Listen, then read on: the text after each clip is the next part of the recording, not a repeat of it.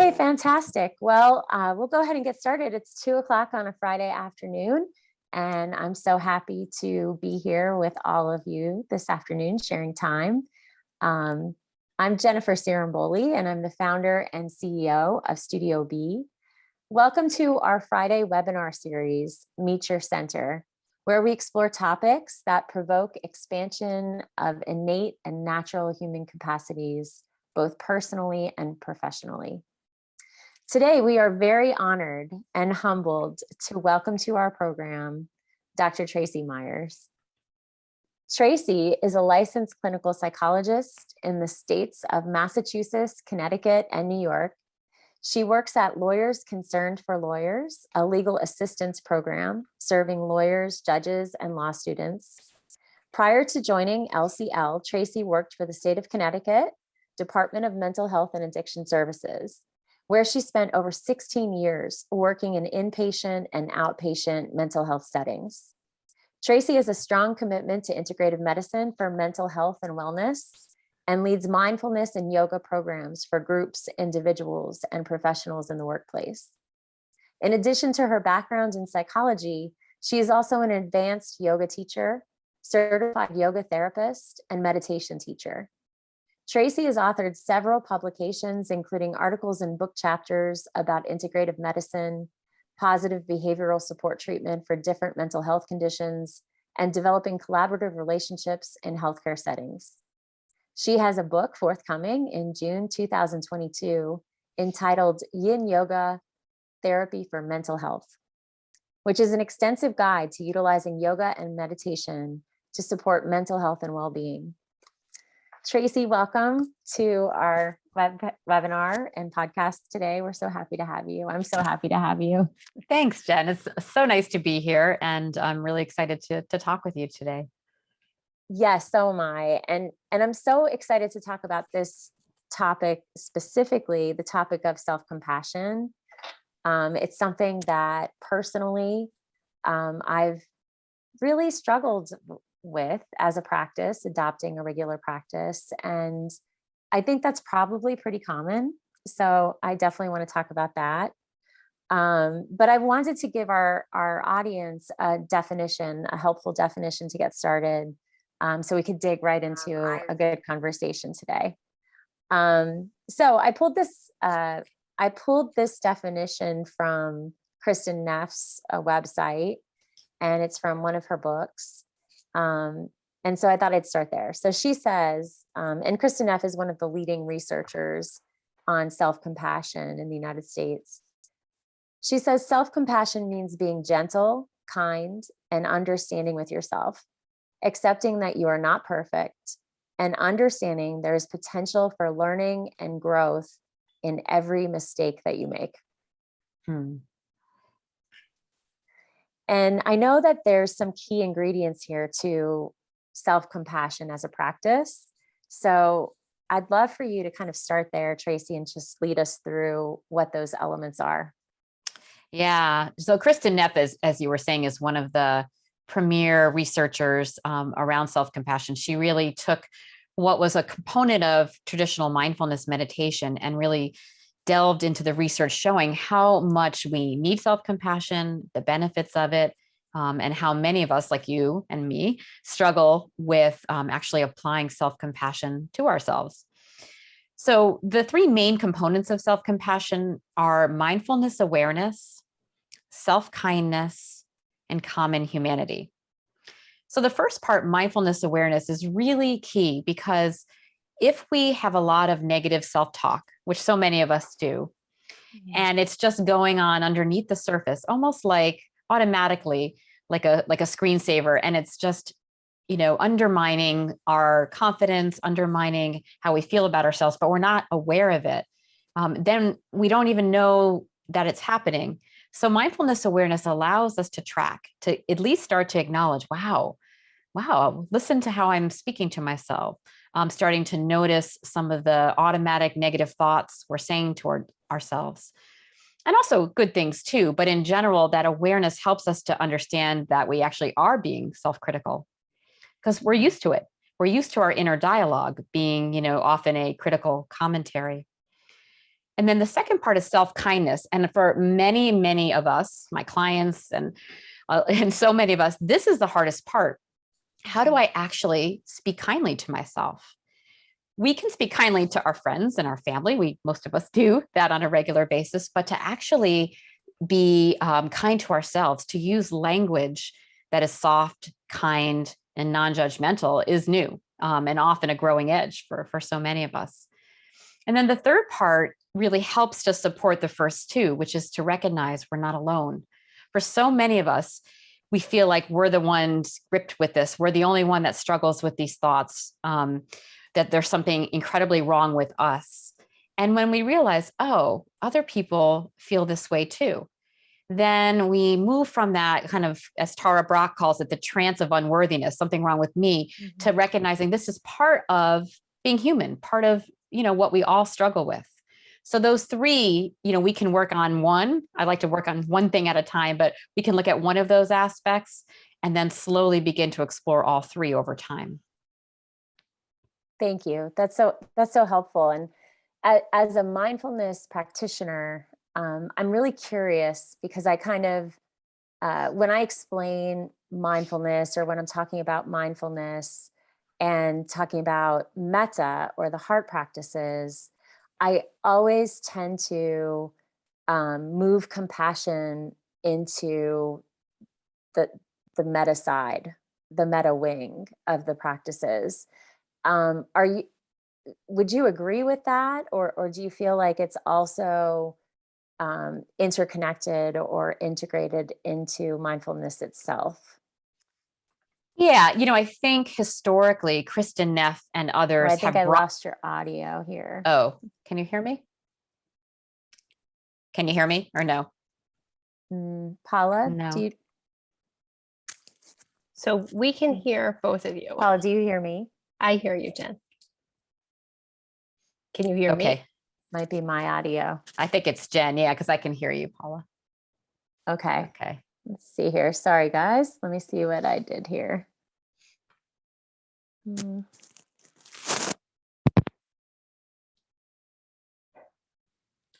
Tracey, while Jen's working that out, do you want to speak a little bit more about self-compassion? Yeah. So, self-compassion traditionally did come from metta, the teachings. In fact, those of you who practice metta often start with, bringing self-compassion, saying, may I be free from suffering, may I be free from harm. So we do, tend to start many of the metta practices that way. I think really, though, it's evolved over time to look at it more from a mindfulness perspective, to be able to notice when we are being self-critical and then coming back to, the self-kindness. So to me, it straddles both. And then I would throw in a good dose of Western psychology too, to really recognize self-compassion is part of many struggles that we're having with mental health issues. We see that people that have low self-compassion, meaning people that are really self-critical, tend to have higher levels of depression and anxiety. So I think it's a nice blending to look at it from the metta point of view, from the mindfulness point of view, and then the psychological perspective. I think all three really weave into mindful self-compassion, and it's really become its own thing in a way that is separate from, traditional teachings around Buddhist, the heart qualities, but it relates. That's helpful. And I apologize. I think I'm back. Oh, yeah, it's fine. Can you hear me? Okay. Yes. Yeah, no problem. Trying out new equipment and, these things happen. We're working with technology. So I'm being very compassionate with myself. Yes, for sure. And that's why we do these practices. Absolutely. So what you just said, and I missed some of it, so I might be repeating a little here, but I think it would be helpful for everyone to think about self-compassion as its own set of practices that complements and integrates both into mindfulness and also into traditional heart practices. Yes. Like metta. Exactly. And so you can do it as a standalone practice, where you are literally, and we're going to practice today with a short practice that hopefully will give you that experience. So it can be a standalone, it can be at the end of a mindfulness practice where we devote some time towards self-compassion. And it can be something that you do even while you're interacting with someone else and you're having a difficult time. So it can be used, like I like to kind of call it on the spot or on the fly self-compassion. So there's different ways we can integrate it into our daily life on a pretty regular basis. And I think that's really important. I mean, when I'm in the world, and I think we're all having these experiences, especially in the time of COVID, right? Right. I'll find myself catching, the inner critic, being really judgmental with something I may have said, or I could have said it better. And in those moments, I'll kind of just put my hand on my chest. Yeah. And take a deep breath and just remind myself that, hey, it's okay. Yeah. Yeah, exactly. And the touch is so helpful. That's one of the most common and helpful touches is the hand on the heart.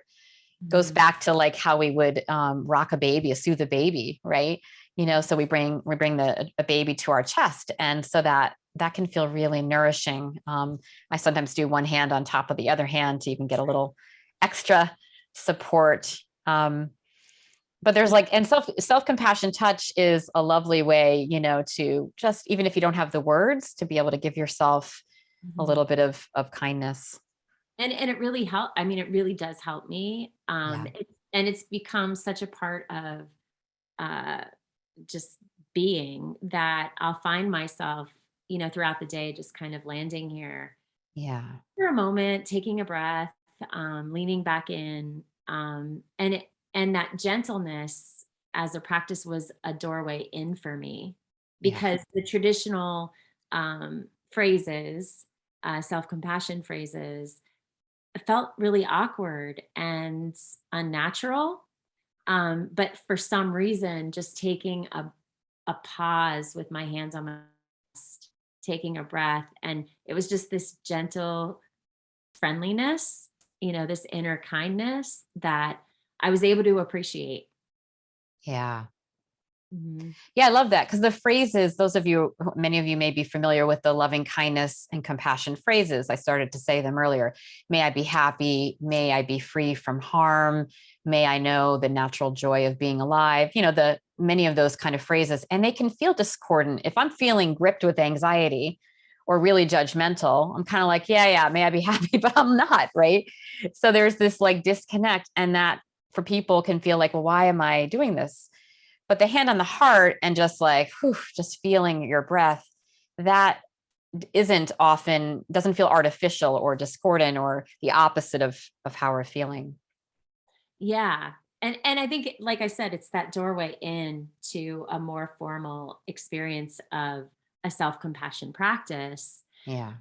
Something that I learned from you and we talked about a little bit is that it's self-compassion is very supportive to psychotherapy and traditional clinical therapies. And as a clinician yourself, what got your attention? How did you get the attention of of this work? And in your experience working with your patients, can you speak of just how it's transformed those experiences? Yeah.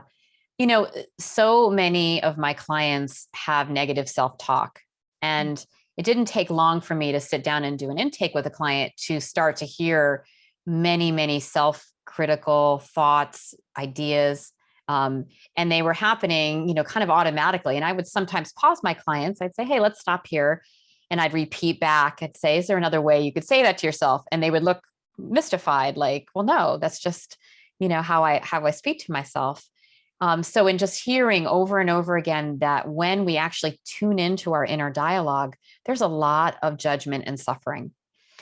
And what I found over time is when we could start to identify some of those beliefs and some of those negative self-talk, I almost say like top 10 tunes on a radio station or Spotify, right? Like we start to hear, like we can recognize them and then begin to move away from identifying with them. In other words, if I recognize, here's the critical mom story, that I'm not a good enough mom, right? Mm-hmm. Many of us might have that as a parent. So then we can notice that without getting caught up in the story of it. So it's like, okay, critical thought about this. So what I saw with many of my clients is when we could actually make it explicit, recognize it, sometimes even use humor, like rather than, judging it, it's like, okay, critical mom, and then recognize, oh, so how many moms feel this way? And I would often say that to my clients, well, how many other people? And they'd say, yeah, I guess a lot of parents feel this way. And that brings that common humanity part in. So I think what I discovered was when we can really tune in and listen to how we speak to ourselves, that's often the beginning of turning towards some more kindness. And the second piece is that when we talk negatively to ourselves, usually there's shame. There's a lot of shame and guilt underneath that. We should be doing something different. We're not good enough. And shame underlies a lot of mental health conditions. In a few weeks, I'm going to be speaking to Christopher Germer, who's an expert on shame, and he'll speak more about this topic. But there is this idea now, and the research shows this, that almost every psychological condition, from depression to anxiety to trauma, has a shame component to it. So shame really is the opposite of self-compassion, right? Feeling terrible about ourselves, blaming ourselves in some way. And self-compassion is like the medicine. When we start to apply that, it starts to soften a lot of those harsh edges that we have in our self-talk. Yeah. And so why is there's been so much science to the practices, and I'm just fascinated by the experiences that I've had in just softening those edges and how profoundly healing that feels as an inner experience. And I'm just curious, like from a neuroscientific perspective, why is that so powerful? Yeah. Well, so and I'll do it with a gesture too. When we soften, right? We soften with a gesture, we soften with words, we feel our bodies relax. So we actually are changing the network in our brains, essentially. Each time we say something critical to ourselves, judge ourselves, ruminate about something we did wrong, we're sending this little signal, in our brains, like, uh-oh, there's a problem, right? And so you can imagine that that activates the threat detection system in the brain.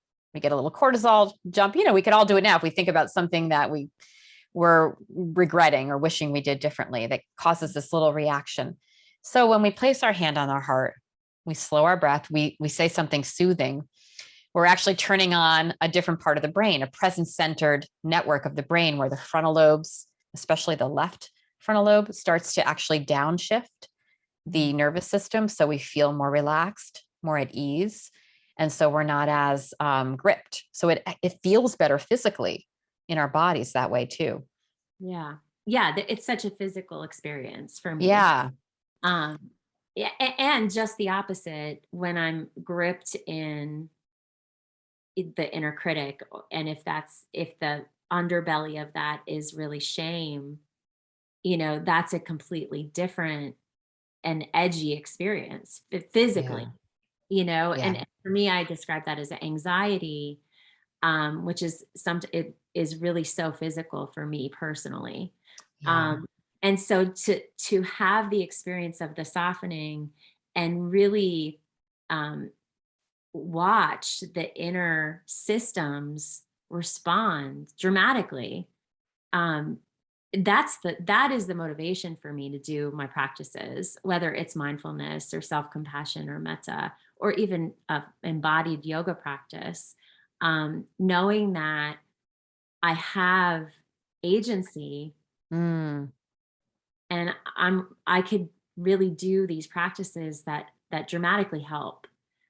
And so I think that's my biggest interest here is in talking to you specifically about self-compassion. It is so powerful, and yet it's really hard. We forget all the time. I forget all the time too. Like, oh, I could do a practice. I had this situation last Friday night in the Northeast. We had a big ice storm, and I have a 17-year-old daughter who insisted on driving to work that night. And so I was so gripped with anxiety, right? And I'm like, I could feel my whole body activated. And I'm like, why did I let her go? And I'm not a good mom. And, back and forth, all these thoughts and worries. And then out of the blue, I'm like, oh, I really forgot for like a couple hours of dwelling. And then I remembered like, oh, I could do some self-compassion. And what I did was very similar. I put my hand on my heart and I said, oh, this is suffering. I just said that. Like, I didn't say, oh, my daughter's going to be fine. Or, I didn't try to rationalize. I just really acknowledged this is suffering. I am so worried about my child. This is suffering. And then something shifted when I was able to do that. But it was hard to remember. Like it really, and so, the more that we talk about it, the more we practice it when we're not gripped, the easier it is to remember. So, we have to have self-compassion for forgetting, Yes. Because that happens too. Like, how do we remember? Oh my gosh, we're meditation teachers. I'm a psychologist. How do I forget? Mm-hmm. The thing is, when we're gripped, our emotions make it more difficult to access our coping skills. Mm-hmm. In psychology, we have something called emotion regulation. Emotion regulation is really the capacity to regulate our emotions when we're starting to notice we're getting activated. And so we could spend a whole hour talking about that because it's really important to be able to learn how to emotionally regulate. And once we know some of the keys, we can apply it. But we have to remember to do that too. Yes. Yes. And that's where mindfulness comes in, right? Because right. Exactly. And I think, so I want to shift gears a little because I want to bring in, I want to bring in workplace dynamics and how, these practices, and I'm going to be compassionate with myself because the dogs are barking in the audience. Totally. Yeah. So I'm feeling shame. So taking a moment here. Yeah. Let's, I have a dog in my office too. So like, how many times, right? So just, that's how it works. Yeah. Mm-hmm. But these workplace, we at Studio B, we work a lot with leadership and frontline and all of the middle leadership and managers and directors. And we're having these conversations about compassionate workplaces and cultures of care, cultures of compassion.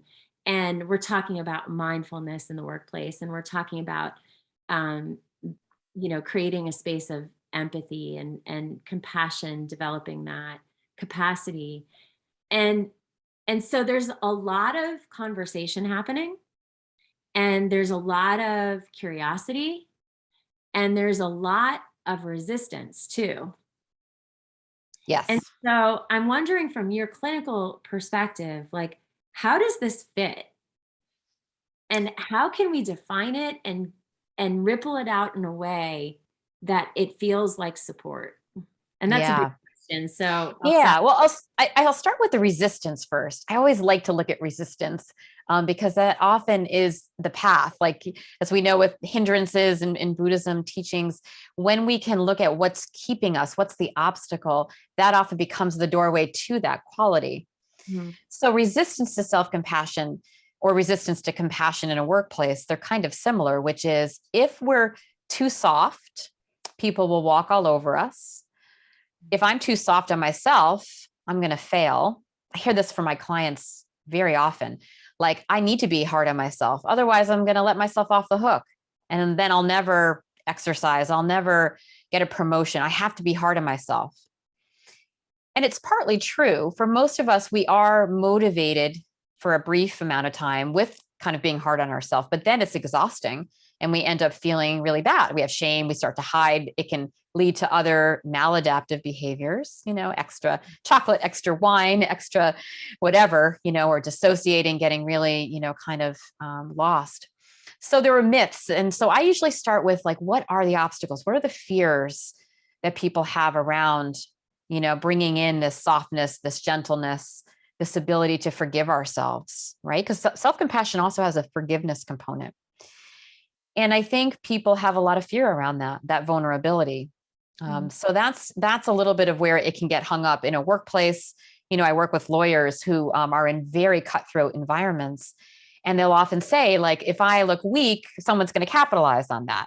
I won't make partner, or my clients will think I'm not a good lawyer if I look like I'm vulnerable. So these are some of the, again, they're understandable, but there are also some myths to that, because what we actually know is when we are more gentle with ourselves, we're actually more resilient. We actually have more capability to even set boundaries for ourselves and actually be more decisive. The negative self-talk puts us into a different network in the brain where we're actually not as capable of thinking through and problem solving. We're sort of gasping, right, to get through a situation. So I like to start with just like, what are some of the fears, and ask people to talk about it, to make that explicit. And then, the idea of being vulnerable in a way, not oversharing. So I don't mean like vulnerability, like, it's, you have to tell at the workplace really personal situations, but the ability to say, oh, I made a mistake, I'm sorry, or I'm struggling right now. This is difficult. So I like to start with just noticing something and naming it. And being able to model that in a workplace, so we're not pretending that everything is fine when it's not. So I think, that's one way. The second, especially in the workplace, is to actually model that by being compassionate toward one another. So if someone's struggling, to be able to, do a self-compassion phrase when you can turn it toward the other person. So it's other compassion. I'm sorry you're struggling. Oh, I'm sorry. So I'm sorry, a recognition of what the person is going through. That also can begin to model what that looks like. And when people feel that, they're often more willing, to show compassion toward themselves. So, and thank you very much. That was very helpful. I'm wondering how compassion as a practice ripples out, and why.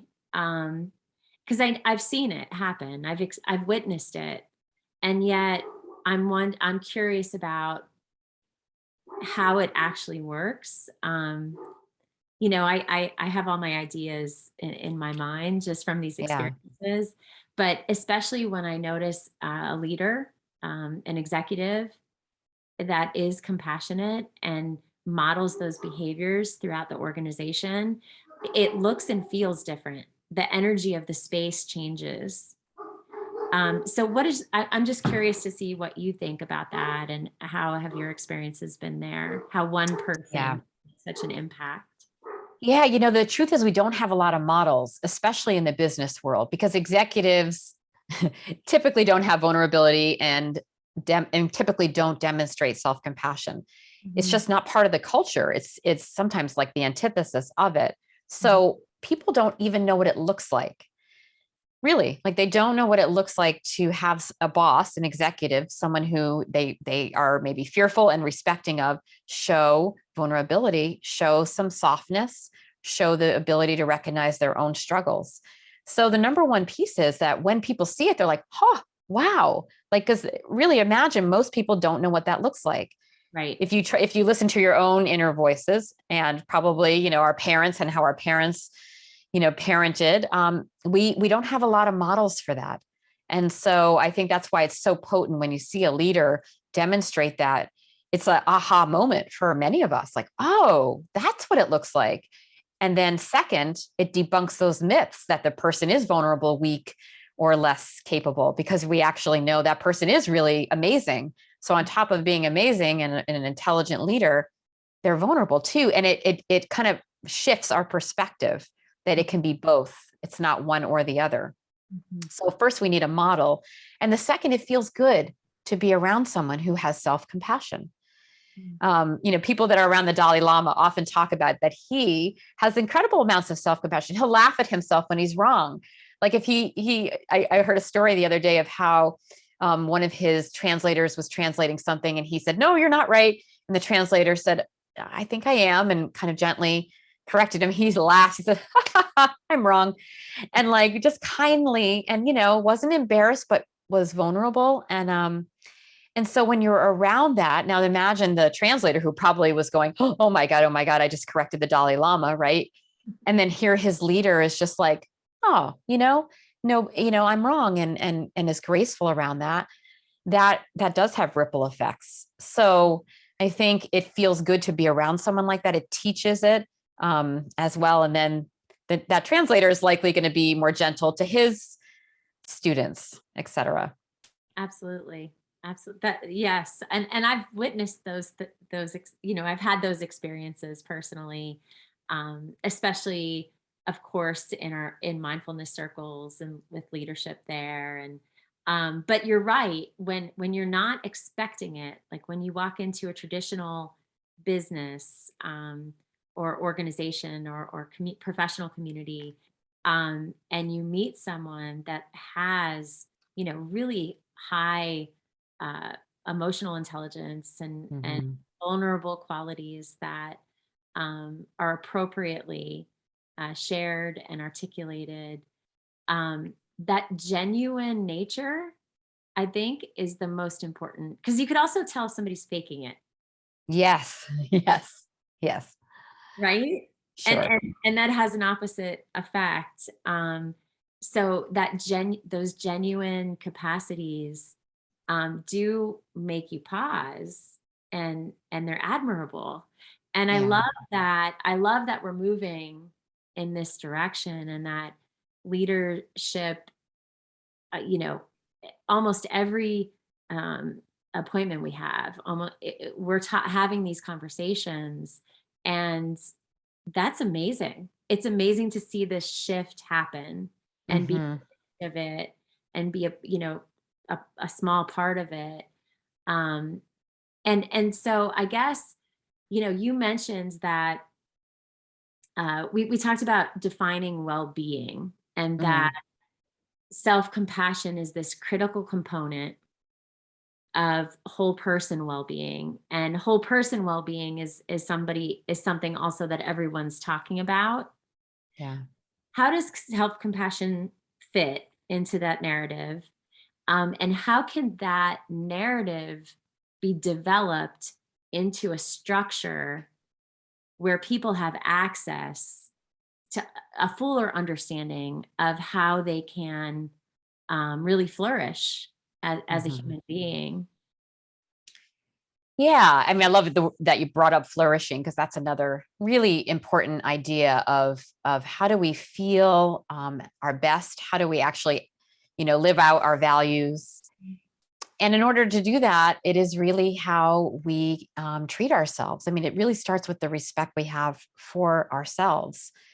So when we are more gentle, when we are okay with making mistakes, it actually frees us up to be able to flourish, to try new things. If we're so gripped and we're so afraid of failure and we judge ourselves so harshly, our worlds stay pretty narrow, right? Because we're not willing to actually tolerate.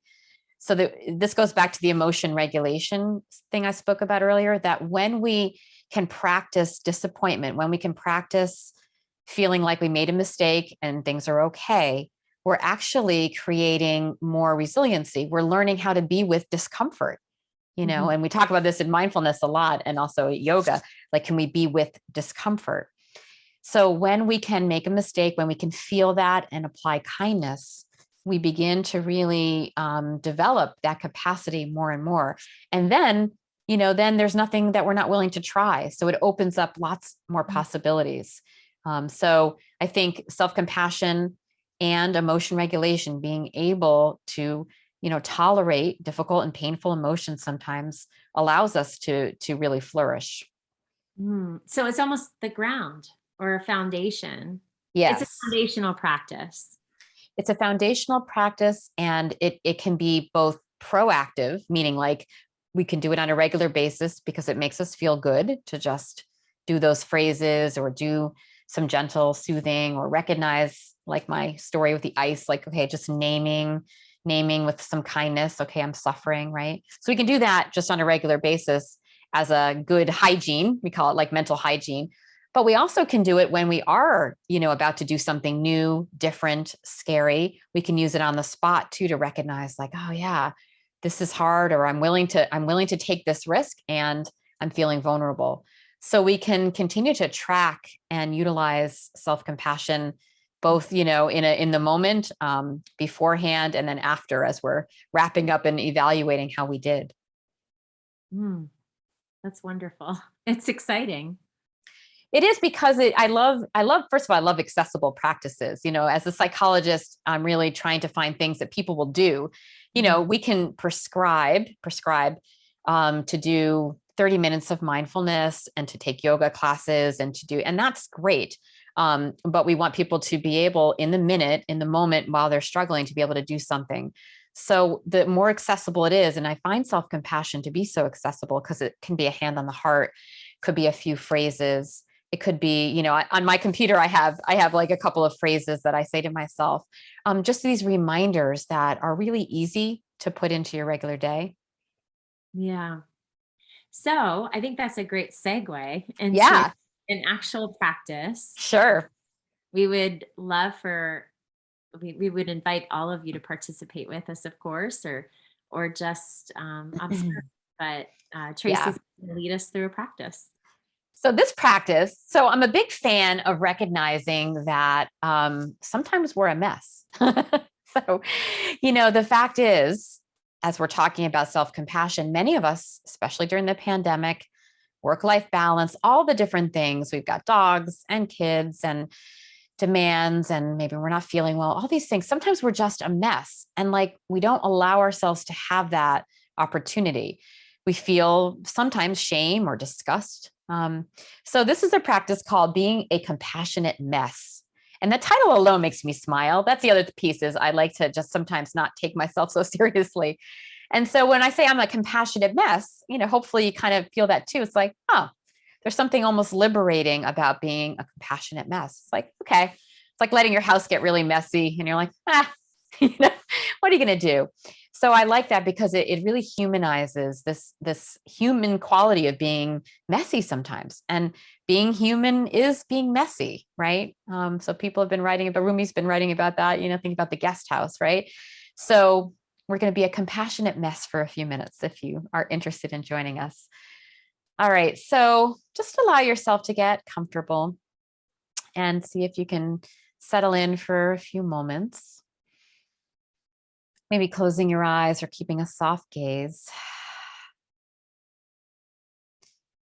And, this practice, like any other practice, sometimes you might notice some challenging experiences. If it gets too much at any point, just come back to the breath.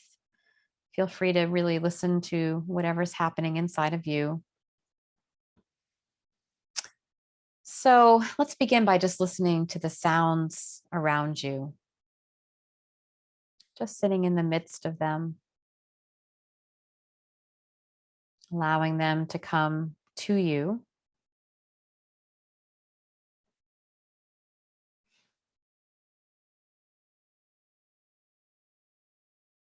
Now imagining in your mind's eye, you finding your own body in the room, almost like welcoming yourself into the room. Maybe even giving yourself like a little inner smile of welcome. And then dropping your awareness into your body and just feeling the sensations just as they are in your body.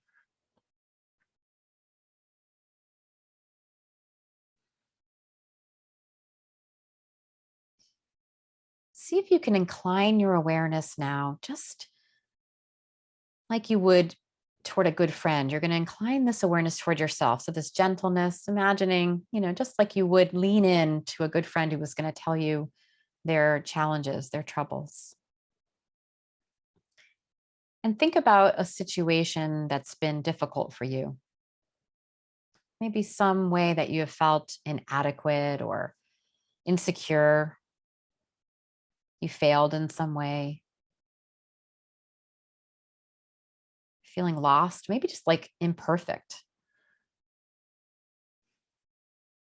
Doesn't have to be the most challenging, but just that feeling of being gripped with something's wrong with me. Maybe it's a failure or something you regret you said or did. Maybe it's something where you really start to doubt yourself. Imagining as vividly as you can what happened, what led to that.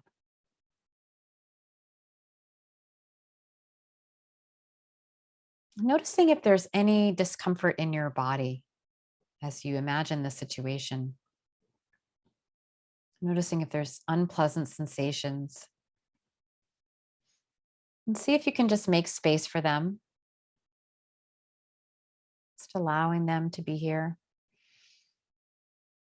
Just remembering you're not alone, right? That uneasiness, the discomfort, that's part of all of us, right? We all struggle. Really, all of us feel discomfort and pain. It's our common humanity in a way, right? Suffering can be our common humanity or struggles. And, at this point, if you need to put your hand on your heart or take a moment, just noticing any emotional discomfort that might be here. Letting your heart melt as you hold these difficult feelings. Just maybe even reassuring yourself, just like I did earlier, just noticing, oh, this is hard. This is difficult. This is suffering. Just accompanying yourself with a loving, connected presence in this difficult moment. So maybe taking a few breaths, any gestures, hand on the heart or hand on the belly and the heart, just supporting kindness towards yourself. And then see if you can speak to yourself using compassionate, supportive language. For example, maybe saying something like, oh, I'm sorry. Sorry, I feel bad, or I'm sorry you feel bad about something you did. Remember, these feelings won't last forever. I'm here for you. So we can say that to ourselves. I'm here for you. You're fully human. I'll be here with you with an open heart. You're fully human, perfectly imperfect, a compassionate mess, just like all of us.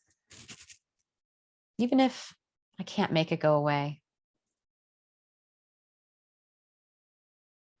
So just allowing this compassionate side of yourself to emerge. Maybe an image, a posture, or just this warm feeling using your own words toward this part of you that is so gripped.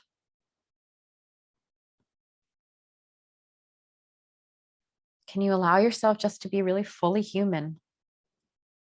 To not strive for perfection. Maybe just acknowledge I'm really doing the best I can. You can acknowledge your imperfection, right? But also acceptance, unconditional acceptance.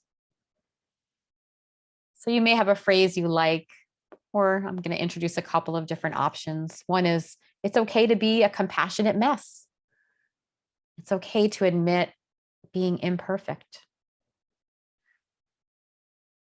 Or I screwed up. Wow, I screwed up. I wish I hadn't, but I did. It's difficult to feel this way. There's nothing I can do to change being imperfect. I make mistakes. I'm a work in progress. I'm a work in progress. So see if any of those land for you. I'm a compassionate mess. I'm a work in progress. We're not trying to make our pain go away. We're actually just noticing, because it can be a little bit of a subtle resistance if we're trying to get rid of it. We're just being with it. We're all compassionate messes, right? And we can actually find freedom when we recognize our imperfections.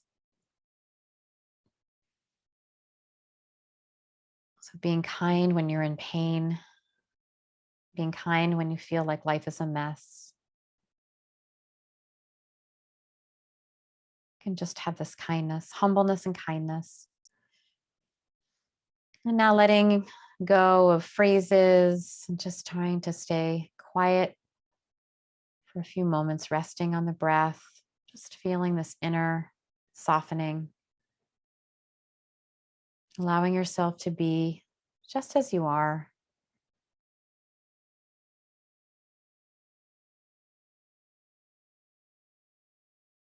And when you're ready, you can open your eyes and come back.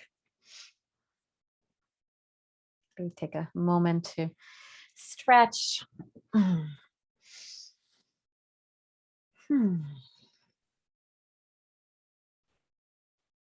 Thank you, Tracey. Thank you. That was really lovely. I find it really reassuring to remember our messiness. And this is like one of the things too about how we can do this when we're gripped. And we can do this as this like humble reminder of ourselves, just as part of being human. And so that reminder, then the next time we feel like we're a mess, we can maybe find some gentleness around it. Yeah, the reminder at the end of the meditation of our common humanity. Yeah. And I felt each of the three elements of a self-compassion practice. I felt it really acutely and appreciated it so much because of the conversation we've been having, of course. But I think that just that looping it back to this, there's a lot of other people out there having a similar experience right now. Yeah. And so it's tricky because I will hear sometimes people say, I know I shouldn't complain. This is a very common thing my clients say to me. I know I shouldn't complain because people have it much worse than me. Mm-hmm. So sometimes that common humanity can get hijacked into, I don't deserve this. Other people deserve more compassion than me. So just to notice these subtle ways that we can turn on ourselves when we try to do some of these practices. Again, that may not happen, but I like to notice that because it's a common theme for people. But that being said, I love this idea of recognizing. Sometimes I will literally guide myself or a client through imagining all the people in this moment that actually have the same issue, that are moms worrying about their kids driving on ice, something really specific. And when you imagine that spread out across the world, you recognize, well, of course, yeah, there are a lot of people. Yeah. Go ahead. Yeah.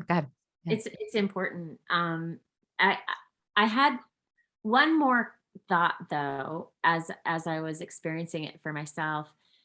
How do you know when you need more support? Great question. So it goes back to that emotion regulation piece that I spoke about in the beginning. If more days, and this is such a psychological way of saying it, but it's true. If more days than not, you're noticing that it's hard to get your emotions back into kind of balance. Mm-hmm. If, you don't feel like you have enough tools to be able to use emotion regulation practices, like I don't actually know what to do when I'm gripped. So sometimes not enough tools, or you're using tools, but they're not working. And more than not, you're feeling anxious or depressed. So it's like it continues without, really stopping. So the time, the intensity, and sometimes just needing the skill set.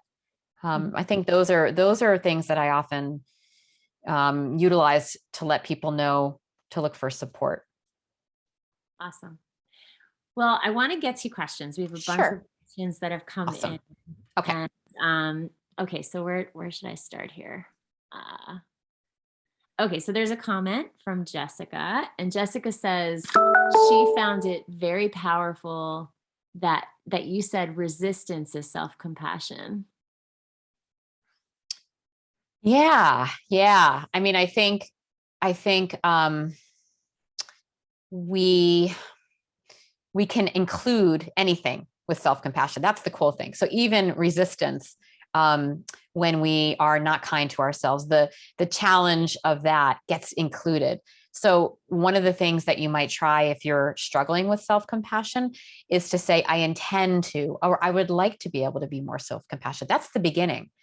Mm-hmm. It's not like it's this simple button that we press and suddenly we're kind to ourselves and it's much easier. And I just do this practice each day. And I don't mean it pejoratively, but I mean like it's not that simple. And so when you're noticing that you're not able to do that, or you can do the practice, but you're not able to apply it, just gently saying, I intend to, or my deepest wish is to be able to have more self-compassion. That's the beginning, right? And in that moment, that's when we actually allow self-compassion. When we notice we're not able to do it, that's self-compassion. Yeah. Thank you for explaining that. That helped me a lot. Yeah. Okay. Regina said that this conversation was lovely. And she said, my phrase whenever I am worried or gripped about my adult children who are now 27 and 25. And she named specifically that this was a night out when they came home really late. Yes. She always said to herself, I could see my concerns and worries, but I trust that my children are always safely protected and guided by the grace of God. Lovely. Right. So that is such a beautiful way, and you can see the I can hear that self-kindness. It's recognizing. So here again, those three qualities, right, in that statement. And I love that because that really fits, right? That fits for you. And so if someone else came up with that may not work, right? But for you, that was like, wow, yeah, I can, I'm validating, but I'm also talking to myself kindly, and this bigger picture of, thinking about God's protection. So that's beautiful. It's a great example of how we can talk to ourselves when we're gripped. Yeah. And I think just having those building blocks, I'm recognizing right now that you could even build those building blocks relationally, like in conversation. Because I'm wondering if that is it as potent, number one? And number two, is it's sometimes easier, as we know, to to take meta outward instead of turning it in. So maybe just articulating, yes, those three elements, would that be as powerful? Sure. I mean, and having compassion out is fine too. Like it doesn't mean like that is not as good, or that, it's a default. In fact, for some people, that is the beginning, right? Is just to actually sort of moisturize the whole compassionate channel in the body, the circuitry in the mind, the softening in the body. And if we're not able to do that with ourselves at first, and most of us aren't, the research Kristen Neff talked about, it's about 80% of us have more compassion out than in. So that's pretty common. And so that's a great place to start, though. So that's not like we don't want to dial that down and say that's not important. That's great. So You're right. Like you can articulate those three qualities. You can practice metta going out, and that begins to orient and at least get our nervous system primed for some more compassion work. Yeah. Beautiful. Okay. 2 more questions. Sure. The next one from Mariah. Can you expand a little more about the difference between self-compassion and metta? So you just kind of brought that in. And they really, and they're not different. So they really it comes from those teachings, metta, really the moisturizing of the heart is how I think about metta. And self-compassion is that too. But now with the research, and it's really been since the early 2000s, where there's been this increased focus on the psychological components of self-compassion, and particularly how much shame is a part of it. So that goes into psychological theory like attachment and early developmental psychological theory. So that has added to it. So it is an offshoot, but it's still all metta, so it is a part of, with some additional psychological kind of components to it. So I like to think about it as a cousin, or a sister of traditional metta. That's helpful. Yeah, I think sometimes I like to put the practices into certain containers. Like, this is a metta practice. This is a self-compassion practice. And I have to remind myself all the time that it can be both. Yeah, I think self-compassion, just like mindfulness, is more secularized in some ways. Kristen, and if anyone is interested in her, she has a mindful self-compassion program. And over those 8 weeks, similar to mindfulness-based stress reduction and some other programs, they don't go into the metta practice. They don't really talk about the Buddhist teachings, and they really take out those components. But we know that that's where it came from. And if anyone practices, metta practices, it's the same, it's not different. So I love that ability to look at it as one beautiful continuum with, certain a lens that has other lenses thrown into it. Yeah. Thank you. Thank you. And Mariah said, thank you, that was very helpful. Oh, sure. Yeah. And lastly, Jyoti said, hijacked compassion. And she said, Yeah. oh, that lands. Yeah, like there's and again, I like to go back to the Buddhist teachings on near enemies. Near enemies, when you think about the four abodes or the four immeasurables, we have something like compassion, and a near enemy would be like pity, right? And so, which that means is it looks like the quality, but it's not exactly the quality, right? Yep. And in fact, the quality can have a negative effect. So I think about like compassion, where we think like, well, we're not deserving of it, right? So that's like a near enemy, like other people, I should have more compassion for others. They're more deserving. It's like, yeah, there's compassion there still, but it's not quite the quality. So it's good to be on the lookout for these little near enemies, these subtle ways that we can not give ourselves the full kindness that we deserve.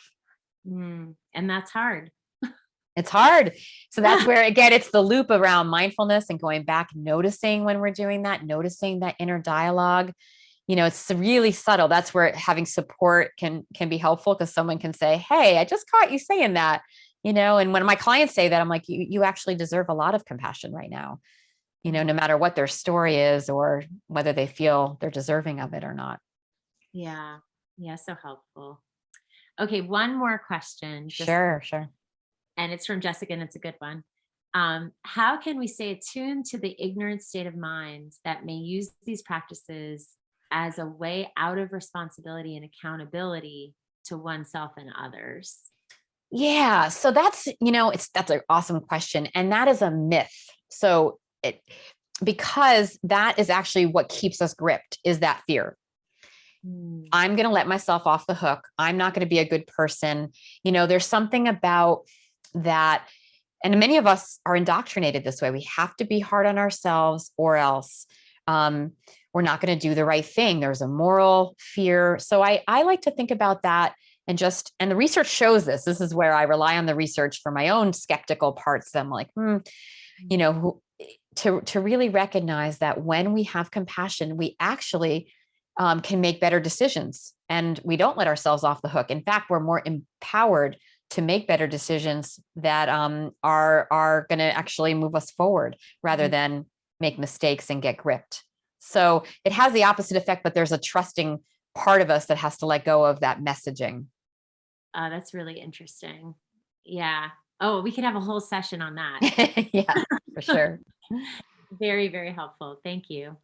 Great. So we're bumping up to an hour. That was just such a rich hour, and so much. I mean, thank you so much for bringing, thank you so much for your work, because what I love about these talks with you, Tracey, is that it's so baked in, out of experience and embodied practices. And I appreciate you staying curious to all of that. Well, thank you. And I'm so glad to be able to speak to you and to do these practices. And all of you, thank you so much for coming and supporting Studio B and all of our programs here. Yes, I appreciate it. And in 2 weeks, you will be doing an interview of your own at Yes. Furniture Center.